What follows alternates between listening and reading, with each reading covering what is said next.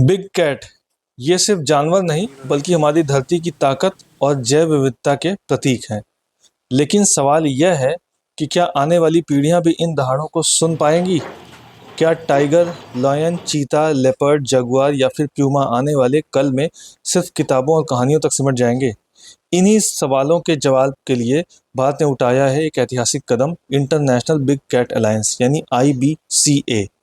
साल 2023 में भारत में प्रोजेक्ट टाइगर को 50 साल पूरे हुए। साल 1973 जब भारत में बाघों की संख्या इतनी कम हो चुकी थी कि उनके विलुप्त होने का डर था, उस समय तत्कालीन प्रधानमंत्री इंदिरा गांधी ने प्रोजेक्ट टाइगर शुरू किया।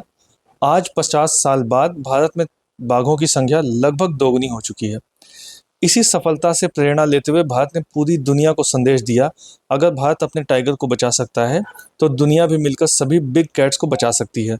और इसी संदेश से जन्म हुआ इंटरनेशनल बिग कैट अलायंस यानी IBCA का। IBCA की नींव रखी भारत सरकार ने। इंडिया ने साफ कहा कि बिग कैट्स सिर्फ इंडिया की धरोहर नहीं बल्कि पूरी दुनिया की साझा जिम्मेदारी है। यानी यह पहल किसी एक देश के लिए नहीं बल्कि वैश्विक आंदोलन है। अब सवाल ये उठता है कि आखिर बिग कैट्स को बचाना इतना महत्वपूर्ण क्यों है? क्योंकि ये सिर्फ जानवर नहीं बल्कि इकोसिस्टम की टॉप प्रीडेटर्स हैं। जंगलों का संतुलन बनाए रखना इनका कार्य है, शिकार की प्रजातियों की संख्या नियंत्रित करना और इसके साथ जंगल और घास के मैदानों को स्वस्थ रखना, ये सब इनके बिना मुमकिन नहीं है। अगर शेर, बाघ या चीते गायब हो गए तो हिरण और जंगली जानवरों की संख्या बढ़ जाएगी। इससे जंगलों पर दबाव बढ़ेगा और अंततः मनुष्य भी प्रभावित होगा। यानी बिग कैट्स को बचाना खुद इंसानों की सुरक्षा के बराबर है। IBCA की सबसे बड़ी ताकत है इसका अंतर्राष्ट्रीय चरित्र।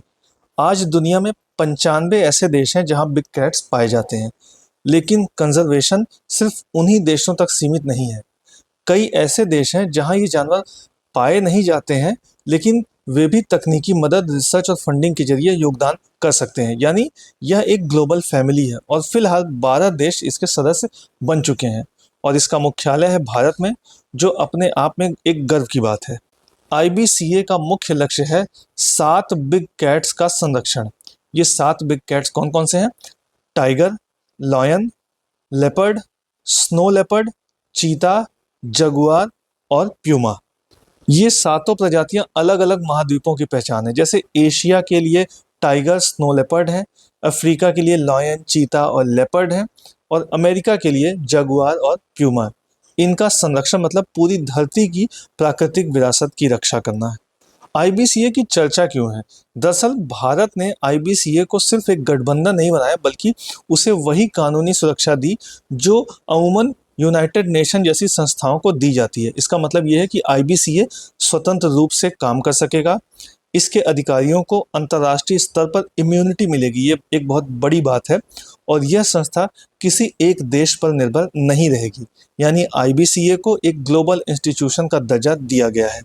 अब सवाल यह है कि इन्हें बचाने की ज़रूरत क्यों है? इतना बड़ा इंस्टीट्यूशन खड़ा करने की क्या ज़रूरत है? दरअसल इस पर बहुत से खतरे मंडरा रहे हैं। उन खतरों की बात करें तो उनमें कौन कौन से हैं? पहला है हैबिटेट लॉस। इंसानों की बस्तियों और खेती ने जंगलों को निगल लिया है। दूसरा है पोचिंग और इलीगल ट्रेड, यानी शिकार और अवैध व्यापार ने हजारों बड़ी बिल्लियों को यानी बिग कैट्स की जान ले ली है।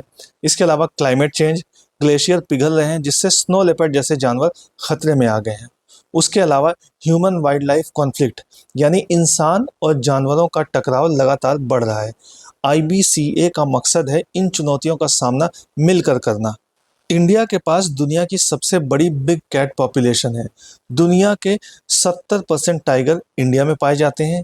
एशियाई शेर सिर्फ गुजरात के गिर के जंगलों में पाए जाते हैं और हाल ही में भारत ने अफ्रीका से चीते लाकर उन्हें यहाँ पुनर्स्थापित किया है।